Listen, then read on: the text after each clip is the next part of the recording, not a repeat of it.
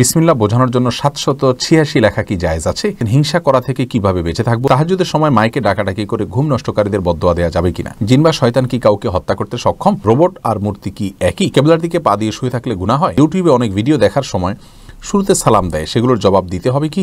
স্ত্রী তার স্বামীকে ভাই বলে ডাকতে পারবে কিনা? জন্ম, মৃত্যু, বিয়ে এগুলো আল্লাহর হাতে, একথা কতটুকু সঠিক? আলতা ব্যবহার করা যাবে কিনা?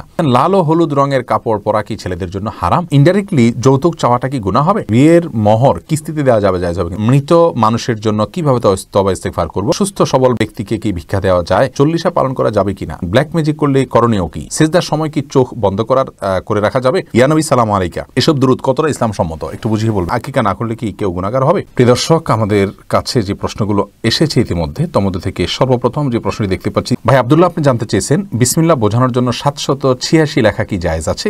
না ভাই, বিসমিল্লাহ বোঝানোর জন্য 786 লেখা জায়েজ নেই।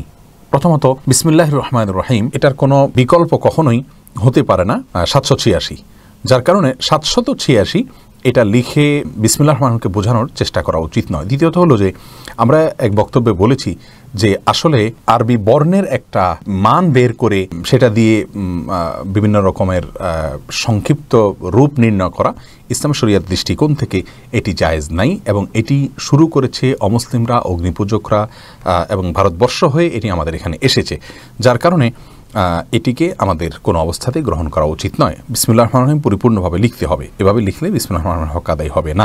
জান্নাতে আইডি থেকে জানতে চাইছেন হিংসা করা থেকে কিভাবে বেঁচে থাকবো? দেখুন, হিংসা থেকে বেঁচে থাকার জন্য যার প্রতি হিংসা হয় তার প্রতি আল্লাহর করুণা হয়েছে এ কথার কল্পনা করবেন। এটি আল্লাহর ডিসিশন, আল্লাহ তাকে নিয়ামত দিয়েছেন। আপনি তাকে হিংসা করলে তার কোনো নিয়ামত তো কমবে না, বরং আপনি ক্ষতিগ্রস্ত হবেন এবং আপনি গুনাহগার হবেন।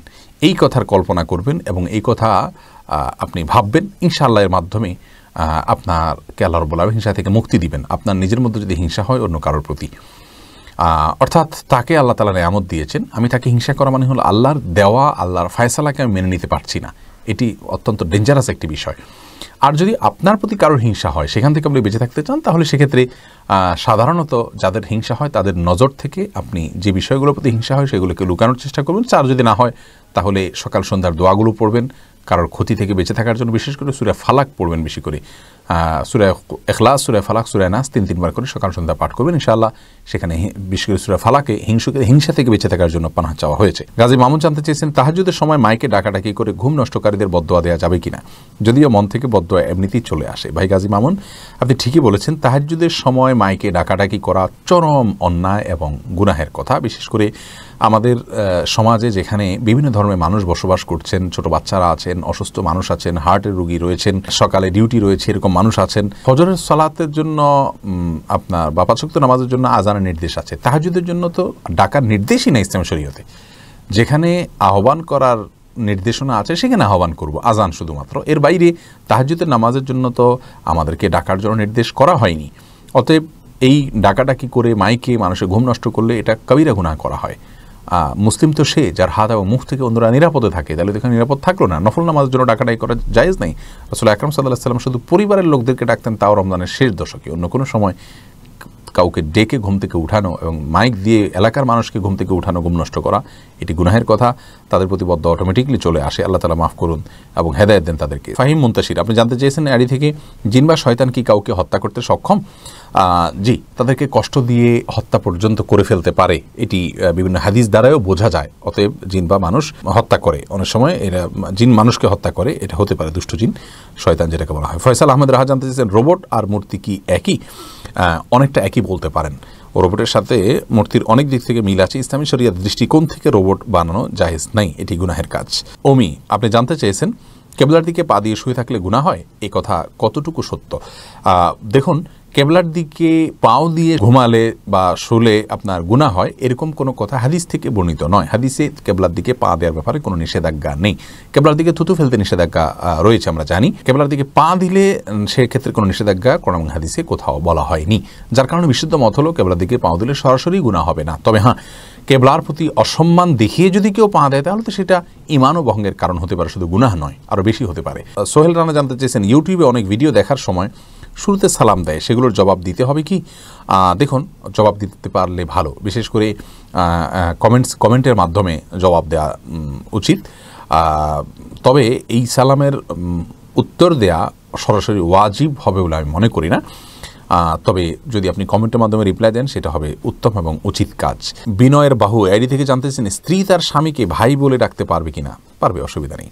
আব্দুল মুকিত মাহিম আপনি জানতে চেয়েছেন জন্ম মৃত্যু বিয়ে এগুলো আল্লাহর হাতে, একথা কতটুকু সঠিক?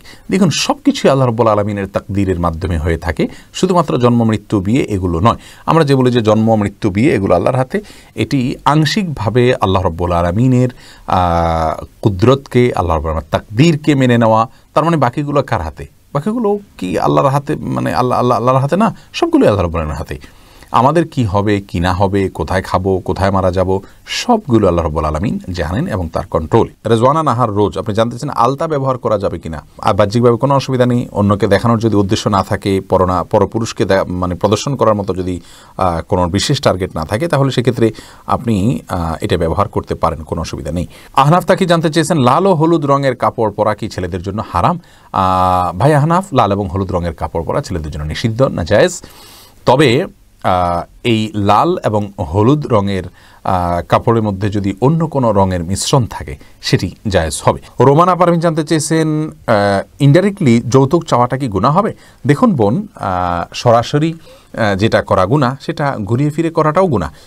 অতএব যৌতুক চাওয়া এটা এক ধরনের অপরাধ, অবশ্যই অপরাধ। বরং ইসলামী শরিয়ত যেখানে বলেছে ছেলে তিনি বরং মেয়েকে মহারানা দিবেন, সেখানে তার কাছ থেকে বা মেয়ের পক্ষ থেকে যৌতুক আশা করা, যৌতুক দাবি করা এটা গুনাহের কাজ এবং মূর্খতা সন্দেহাতীতভাবে। আপনি ইউনুস জানতে চেয়েছেন বিয়ের মোহর কিস্তিতে দেওয়া যাবে, জায়েজ হবে কিনা? জি ভাই, বিয়ের মোহর কিস্তিতে দেওয়া যেতে পারে, যতগুলো কিস্তিতে আপনি মনে চায় দিতে পারেন, কোনো অসুবিধা নেই। পারভেজ তফি জানতে চেয়েছেন মৃত মানুষের জন্য কিভাবে তওবা ইস্তেগফার করব? মৃত মানুষের জন্য আল্লাহর কাছে মাফ চাইবেন তাদের পক্ষ থেকে, আল্লাহ আপনি তাদেরকে মাফ করে দিন। রব্বানা ইগফির লানা ওয়া লিইখওয়ানিল্লাযিনা সাবাকুনা বিল ঈমান, আল্লাহ আমাদের পূর্বে যে সমস্ত ভাইয়েরা মারা গেছেন, ঈমান নিয়ে চলে গেছেন, তাদেরকে আপনি মাফ করে দিন। কোরআনীভাবে শিক্ষা দিয়েছে, সেভাবে আপনি দোয়া করতে পারেন, রব্বানা ইগফির লানা ওয়া লিইখওয়ানিল্লাযিনা সাবাকুনা বিল ঈমান। এম এ জাকির জানতে চেয়েছেন সুস্থ সবল ব্যক্তিকে কি ভিক্ষা দেওয়া যায়?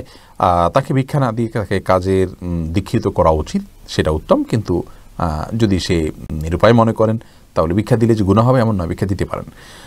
ওয়াম্মা সাইলা ফানাহা ফালা তানহার, আল্লাহ তাআলা বলেছেন কেউ চাইলে ভিক্ষা করলে তাকে তুমি ধমক দিও না, তাকে দিতে পারেন আপনি। রোমান হাসান জানতে চেয়েছেন চল্লিশা পালন করা যাবে কিনা? না বোন, চল্লিশা পালন করা যাবে না। কারণ মৃত্যুর পর 40তম দিনে বিশেষ কোনো আনুষ্ঠানিকতার কথা কোনো দেশ কোথাও বলা হয়নি।